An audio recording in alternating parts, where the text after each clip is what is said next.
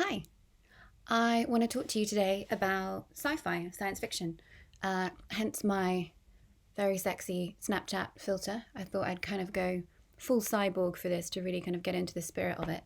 But I want to talk to you about sci-fi and science fiction and why I think it could be a really powerful tool for strategists, especially when it comes to helping us understand human behavior, consequences of human behavior, resilience when it comes to companies, brands, the economy, etc., where we all might be headed in the future, and obviously what it all might look like as well. And to be clear, I'm not talking about trend analysis, I'm not talking about innovation pipelines and the way that we currently look at that stuff, because the way that we do look at that stuff at the moment is quite short-termist. So we tend to look 1 year out, 3 years out, 5 years out. But I want to start talking today about thinking bigger than that.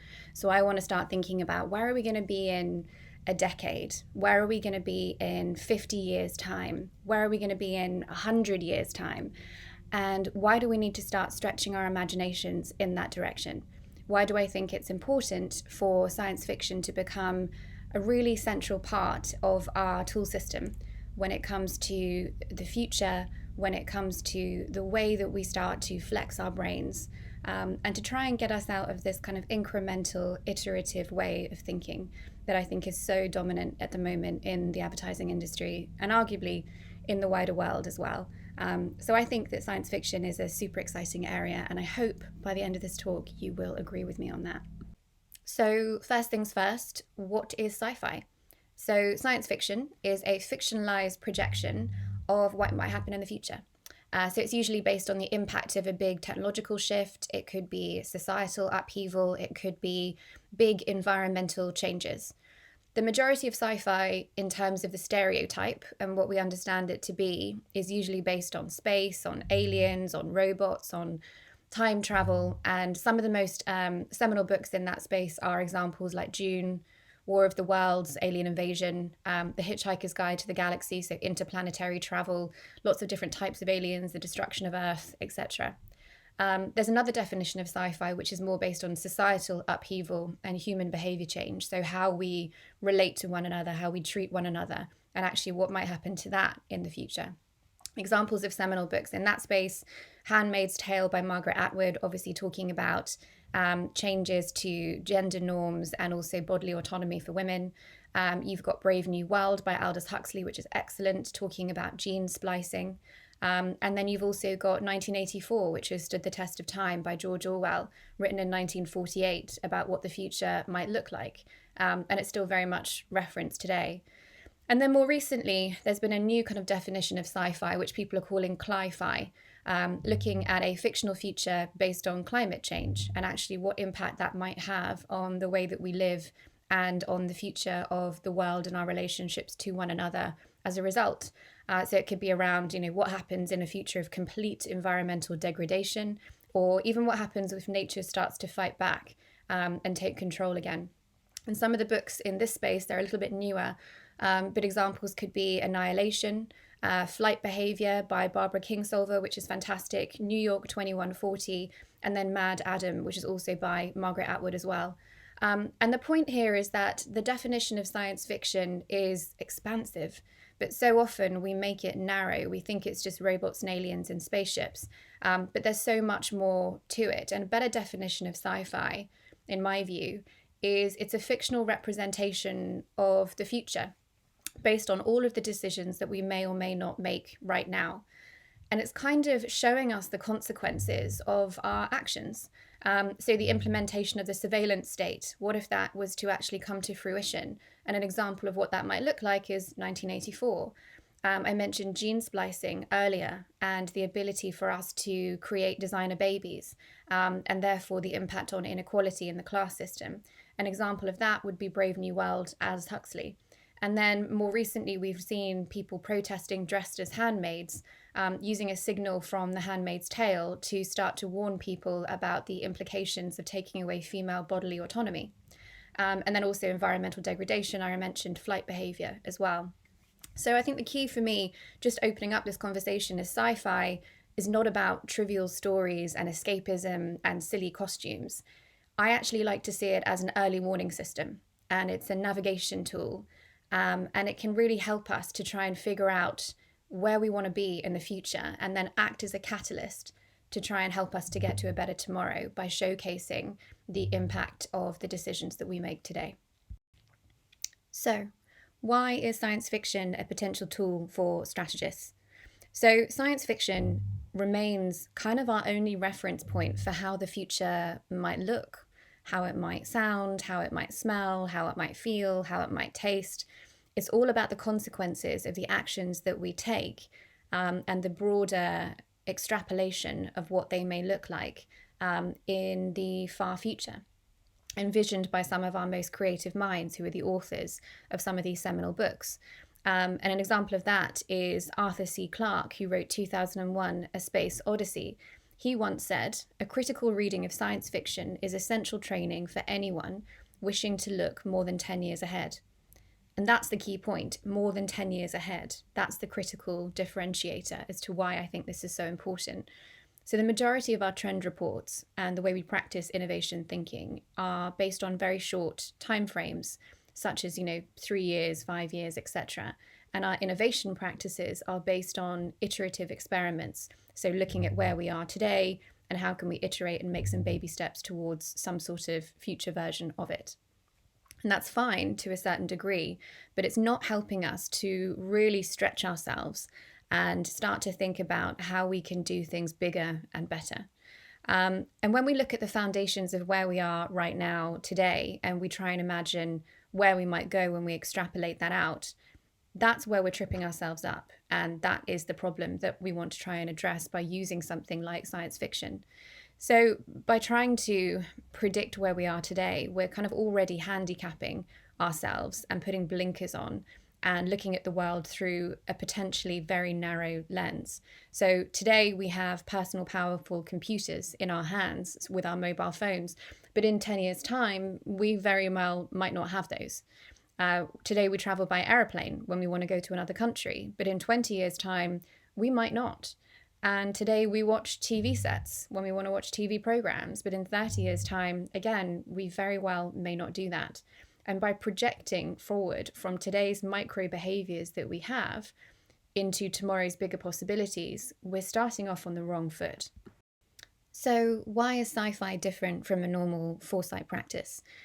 Sci-fi is the antithesis of having a narrow lens. So rather than focusing on specific technologies or micro behaviors, it's instead about building out a fully fleshed, imaginative place, a speculative society, what the environment might be like, what the culture might be like, what the set of social norms might be, the economic rules, their version of aspiration, etc., etc. There's so much to it.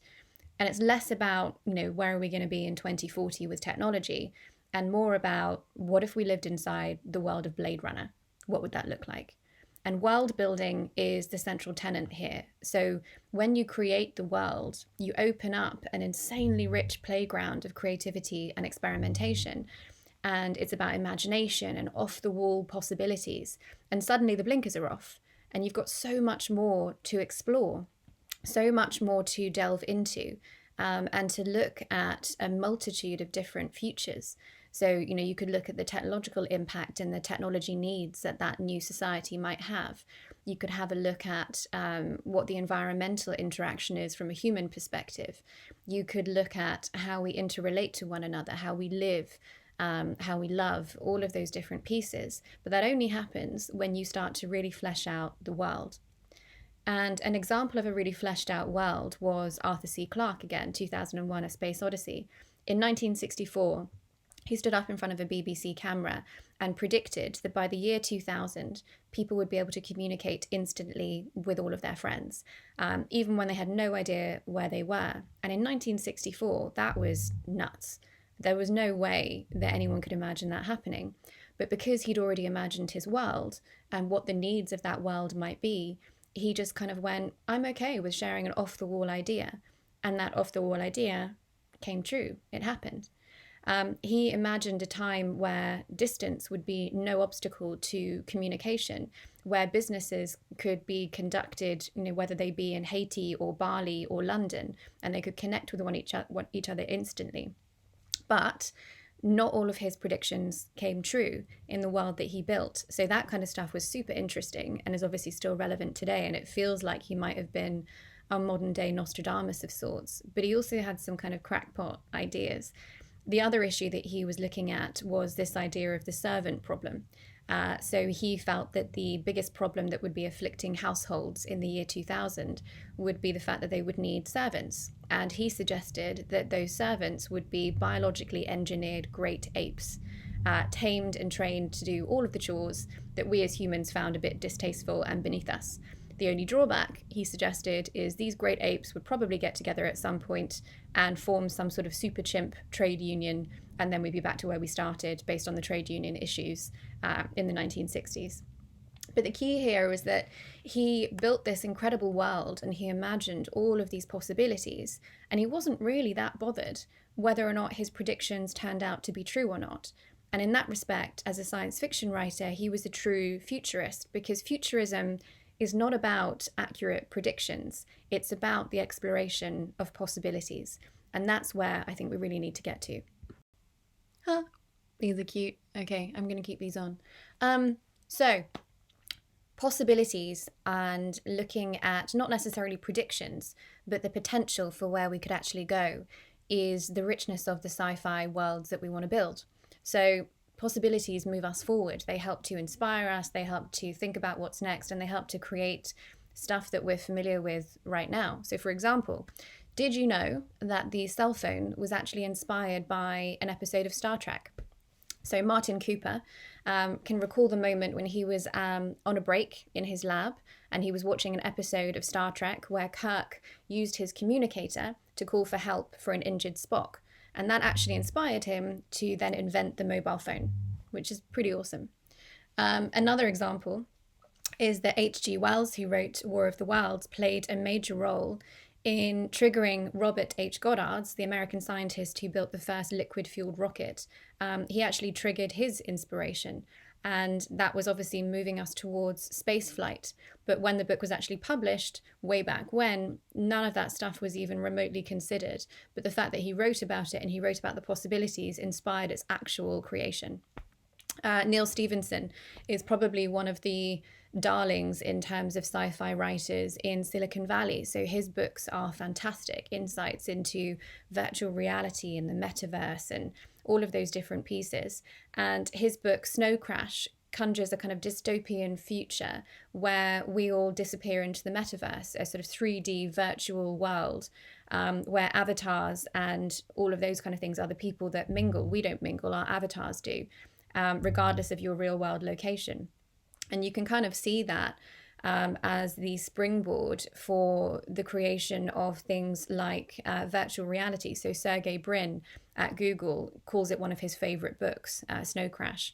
And Oculus VR was inspired by Snow Crash as well.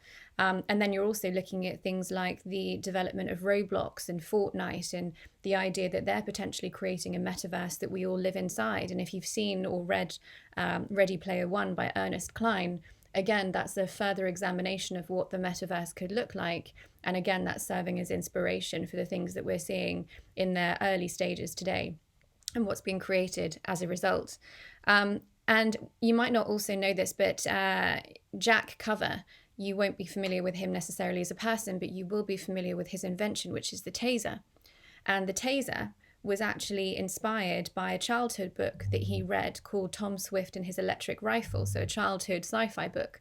And he created the taser based on a kind of weapon of some sort that he saw within that book. And actually taser, T-A-S-E-R, stands for Thomas A. Swift Electric Rifle. So another example of a technology that was inspired by a world created within sci-fi literature. And finally, probably one of the most famous examples is the Kindle. So the Kindle was actually created off the specs of a science fiction children's book, again by Neil Stephenson, the guy that wrote Snow Crasher, called The Diamond Age. And actually the Kindle project team was originally codenamed Fiona, which was in reference to the novel's protagonist.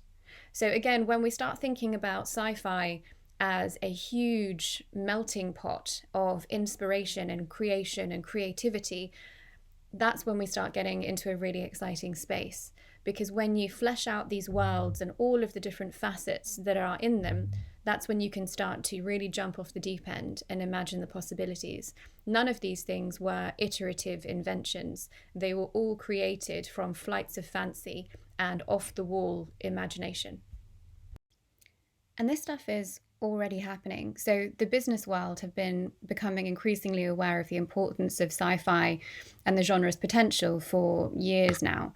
So in 2017, PwC published a blueprint for using science fiction to explore business innovation. And the same year, also 2017, Harvard Business Review argued that business leaders need to read more science fiction in order to stay ahead of the curve. So this has already been out there.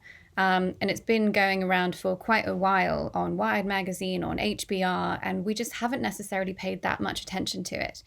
Silicon Valley have been in this space for years, as you can imagine, and a myriad of other companies as well are kind of pretty far down the track. And they've actually already hired futurists, the majority of whom are actually sci-fi writers, to become integral core people within their teams, within their organizations. So Magic Leap, for example, actually hired sci-fi author Neil Stephenson as their chief futurist. And he's been working with them for many years on what the possibilities and the potential for that technology could be. Another example is a few years ago, there was a company called the French Defense Innovation Agency, which formed, and they wanted to assemble what they called a red team of science fiction writers and futurists. And the BBC did a report on them. And they said that the role that those science fiction writers and futurists were going to play was to imagine how a terrorist organization or a foreign state could use advanced technology. And their job would be to identify possible future disruptions to the military that they might not have themselves considered. Then Ford had been doing this for a while as well. So Ford hired a futurist sci-fi writer to create what they called the City of the Future. And in the City of the Future, there was a whole kind of world building process which they undertook. And they came up with a scenario where pedestrians were creating a vibrant living city street and city kind of surroundings that actually had nothing to do with cars and nothing to do with vehicles.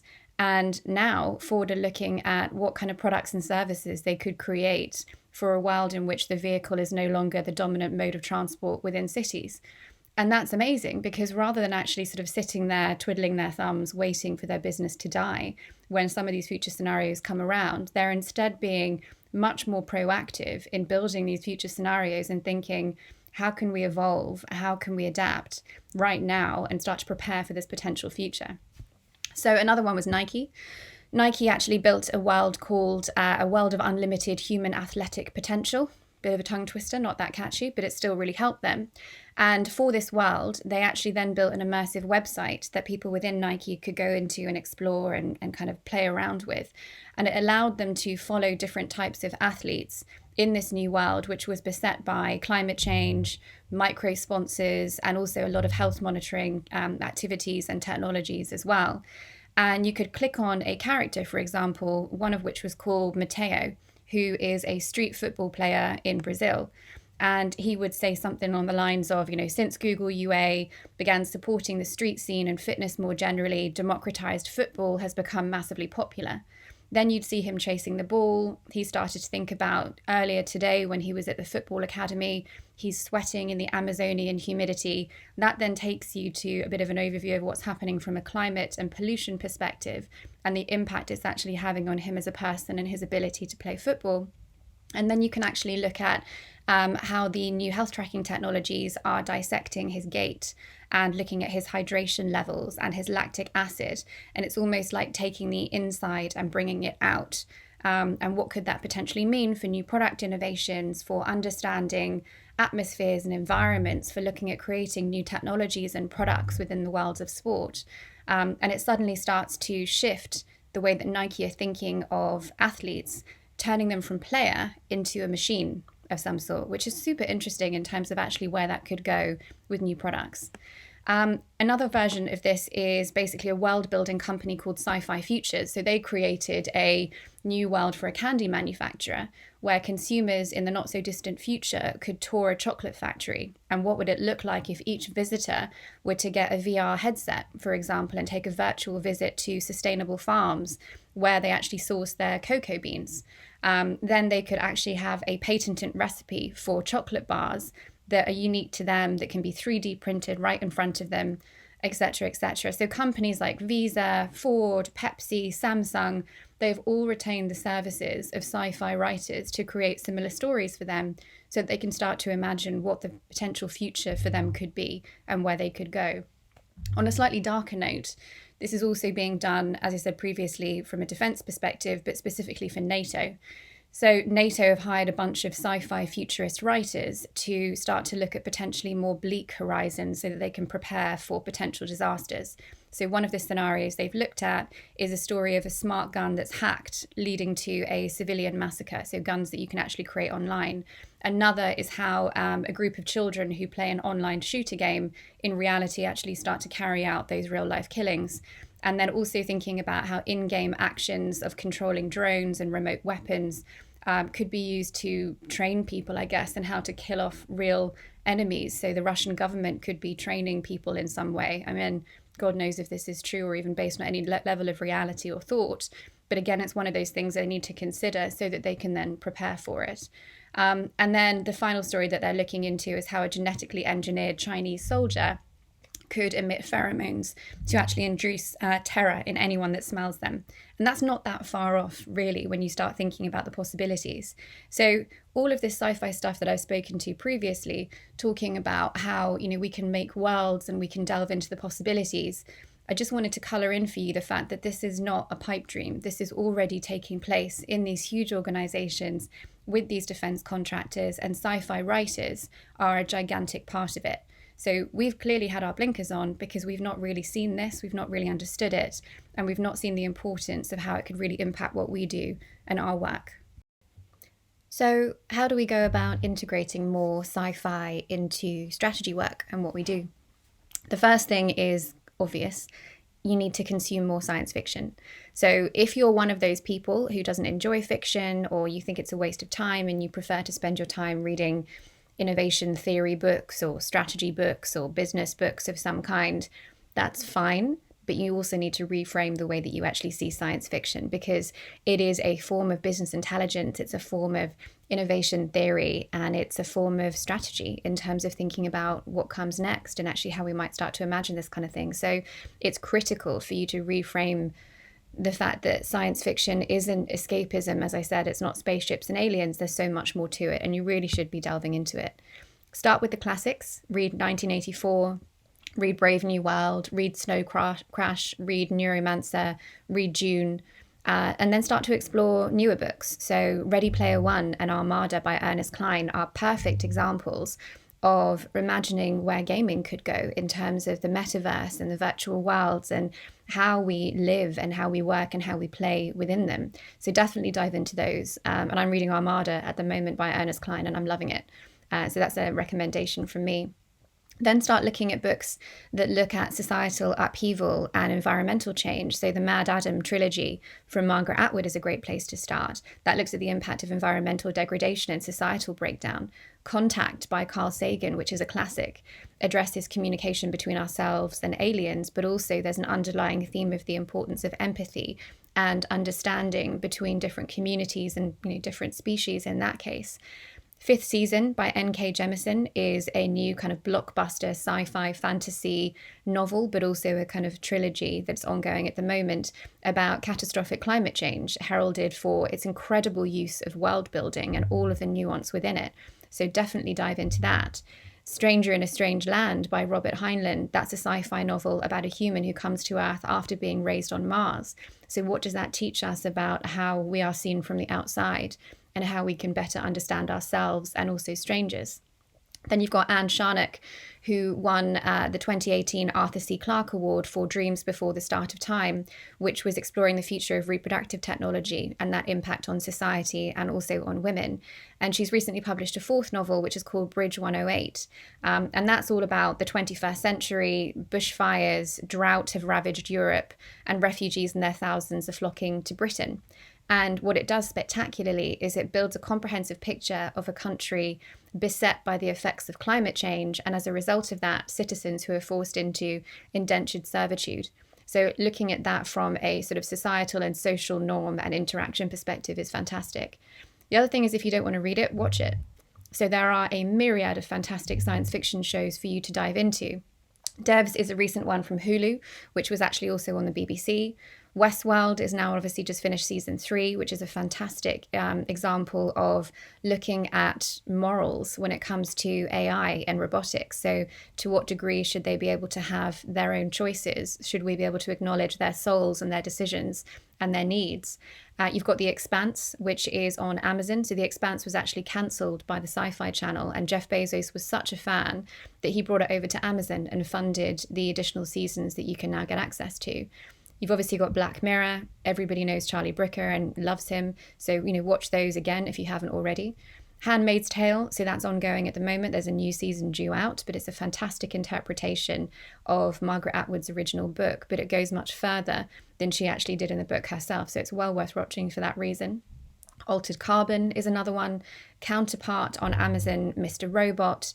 Philip K. Dick's Electric Dreams. The Boys on Amazon by Seth Rogen. Anything by Jordan Peele, who's an incredible director who looks at the overlap between racial constructs in our current society, and then also a kind of sci-fi twist on them in terms of genetics, in terms of technology. And it's just an incredible way that his mind takes a subject and then adds that sci-fi element in to birth something that you would never have considered previously. So watch his work. So he's done Us, he's done Get Out, which was excellent. He's recently redone his version of The Twilight Zone, and he's got a new show coming out as well called Lovecraft Country, which is looking at the Jim Crow era, but with a sci-fi twist on top of it. So it's going back in time whilst also pulling it forward in time. And you should watch the trailer because it just looks like it's going to be spectacular. But first things first, consume more science fiction. It is the only way that you're going to be able to even think about entering this kind of way of thinking and then actually using it moving forward. The next thing is scenario planning and world building. So it's our job to engage the client as a partner in the discovery of what their world might be. And we need to take on board their vision and their intent and kind of what they want to get out of this. But we also need to warn them that whatever the understanding of the future might be in this new world, it could violently and radically disrupt their current model. It's not a bad thing. It's actually probably a good thing, but it might scare the shit out of them, because what we're not doing on this front is we're not giving them what they want. We're not going to create a kind of fantastical reality in which all of their preconceived notions are proven correct. That's not the job of what we need to be doing in this space. Instead, we need to prepare them for change, and we need to project them way into the future. We need to act as a catalyst for them to rethink potentially the way they do business and potentially what their long-term product pipeline might look like. And there's so much more richness that they can get from this if they're along for the ride, but you need to get them in the right headspace before you start to consider this, because it can be quite scary for a lot of clients. The next thing you need to think about is, how do you build your world? There's quite a few different ways to do this, but there's a sort of basic list which you can start to go through. And I'll kind of read off this list. And I think I'm actually going to write an article on this, so all of this stuff is saved in one place, but just give me some time to do it, because there's a lot to go into it. But some of the basics we might want to consider, first off, is geography. So does it take place in the natural world? Are we on Earth or are we not on Earth? What are the locations of significance that we might need to consider for the particular world that we're in? Are we urban? Are we suburban? Are we underground? Are we in the ocean? Are we on Mars? All of those different things need to be considered. What about the weather? What kind of environment do we live in? Is it really, really hot? Does it rain all the time? Is there no land anymore because it's just water? Is it freezing cold? Is it changeable on a sort of cyclical basis? Does that cyclical basis happen in a 24-hour period? So all of that needs to be thought of as well. The next is people. So what races and species do we have in our world? Is there one sort of super race, or are we talking more about a sort of diversified way of looking at it?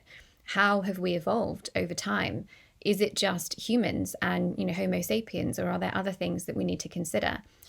What languages do we speak? How do we communicate to one another? Do we even use verbal language anymore? Or is it much more based on, telepathy or virtual engagements of some kind? What are our social frameworks and social norms? How do we look at hierarchy? Is there any hierarchy? How do we look at family units, for example? What are the purpose of friendships and social connections in this particular world? Then looking at civilization. So what are some of the sort of key historical moments that have got us here that we think might be the baby steps towards this world coming to fruition? What cultural nuances do we need to think about that have actually taken place over a 50-year period that could have resulted in delivering us to this world that we're in now? Religion, what role does that play? Has that been phased out? Has that grown? Have new religions popped up based on different belief systems? How do we spend our leisure time? Do we have any leisure time? Do we do it in ways that connect us together, or do we do it in ways that bring us further apart and actually isolate us? So, for example, the kind of episodes of Black Mirror, where you find people living in pods with computer-generated walls, and that is their leisure time. What about education? How do we educate people these days? Do we still do it based on a curriculum? Do we still value the same educational inputs and outputs? Is it more based on soft skills? Is it based on experimentation? What are we teaching kids? Are we teaching kids? Technology and magic and weapons. And this is kind of where your mind can go a bit wild and crazy, and you can start thinking about, what magical systems could we have in place to deliver upon these needs that we've now created in this new world? What technology might we have at this particular point in time, and what needs is that fulfilling for the people who are living in this space? What about weaponry? So how are we defending ourselves as individuals? How are we defending ourselves as communities? How are we inflicting our status quo or our belief system on other countries or other communities? What about the economy? What does trade and commerce look like in this particular world? So, how do we actually make and generate value? Do we have currency anymore? We might not. What do we value? Transportation. How do we move around the world? Do we move around the world? So do we do it physically? Do we do it virtually? And if we do both, is that something that we've potentially managed to marry together? So do we, for example, manage to get from the UK to Australia in a split second by going into space and then landing back on Earth again? All of those things are, up for exploration. Business. What is the definition of business in this particular world? Do we need business anymore? Are we all surviving on universal basic income? Are we all equal in that way? And if we do buy and sell consumer goods, what does that look like? And then politics, which is a key thing that lots and lots of people forget. What is the role of government in this world? Do we have governments? Do we have one superpower? Do we have localized powers and a kind of franchise model, I guess? What does it mean to be a federation? And what are the rules that govern that? And then law, what's illegal, what's not illegal? How have those potentially evolved and changed? And actually, how does law help us to define, autonomy versus authority? And what does that mean for all the other aspects in our world? And once you've gone through all of those different layers, you can start to then pull it together and you can give it a name, whatever you want to call it. And then that's when you can start gathering your what if questions and really going in and figuring out what this world could turn into and what it actually could develop in the way of imagination and potential. What if questions. So what if questions are essentially the moment when your world and the model that you've created really starts to pay dividends. You can start to explore the depth and the breadth of what you've created from a number of different angles. An example of this in practice, so a couple of years ago, a company called Arup Engineering hired a sci-fi writer called Tim Morn, and his task was to try and understand what personal transportation would look like in a climate-altered world. So what he created was a bunch of different characters, and those different characters inhabited different worlds depending on where the climate change issue might go. So in one world, a character was living in a society completely destroyed by climate change. So what were the transportation issues if maybe the Earth was too hot to travel on top of? Does that mean they have to go underground? Another example was when humans had actually, kind of got their shit together and created new versions of different energies that actually didn't take too much of a toll on the environment, what that looks like. And then in yet another, he was looking at, what if nature fights back and actually reclaims a lot of the world that we live in? And then how do we almost kind of go back to basics and travel in a completely different way? So in ways that he was able to delve into those characters, he was also able to delve into their contexts and the worlds that he'd created for them, which gave him so much more depth and rigor to some of the different scenarios that he was looking at. So that's a kind of example in practice. Another example is, when Nike, I was talking previously, Nike was looking at their kind of world of athletic performance in the future with characters such as Mateo, the Brazilian street football player. And specifically what they were looking at with some of their what if questions is, how does hacking our own personal biochemistry and an understanding of our hydration levels, lactic acid buildup, our heartbeats, our blood circulation, how can that start to change our relationship to the climate that we're living in? And what impact does that potentially have on us as athletes and people who want to play games? So that's another what if question, which is really interesting to delve into. But a few others that you might want to consider, and these are totally up to you and obviously what your client is asking for as well. But what if water was to become a luxury item? How would that impact the society that you've created in your world? What if space travel was the new 2-week holiday that we all decided to go on? How might we go about actually building these trips and executing these trips, and what needs would they meet for us if we think now that a 2-week holiday is about, escape from the conveyor belt? What would a space holiday mean? Do we still have the same need to escape from the conveyor belt? Does it exist? What if babies were made in labs on demand to your personal specifications? What does that impact have on relationships and marriage and the family unit? Do they even exist anymore? Do you need them? What if we could 3D print Michelin-starred meals in our own homes? What would happen to the food and entertainment industry that we currently have at the moment across the world in a number of different countries? What role would they have to pivot from, and what would they pivot to in that scenario? What if sleep became the optimum moment for learning and for subconscious imprinting of knowledge? What would the education system look like? So all of these different things are different what-if questions that you can ask yourselves based on the world that you have built for your client, and then start to noodle through what all of the answers to those questions could be. And that could be then fed into a kind of imagination process for new products, new services, new user journeys, and new needs to be met as well. And it starts to take you in a very, very different space. And I think what's exciting about this is once you've got these kind of, arguably in some cases, batshit crazy ideas for products and services and the needs that you want to meet, you can then hold those up as incredible North Stars that could drive your inspiration forward. But actually, you can start to work back from there and really start to examine what that could mean in terms of your current products and services iteration, and how do you start to move in baby steps towards that bonkers creation that you've come up with. Does that change the way that you think about your business? Does that change the potential for new revenue streams? And does it also mean that you're on the front foot when it comes to potentially adapting to a future that, yes, might be extreme in the world that you've created, but also might not be that far off?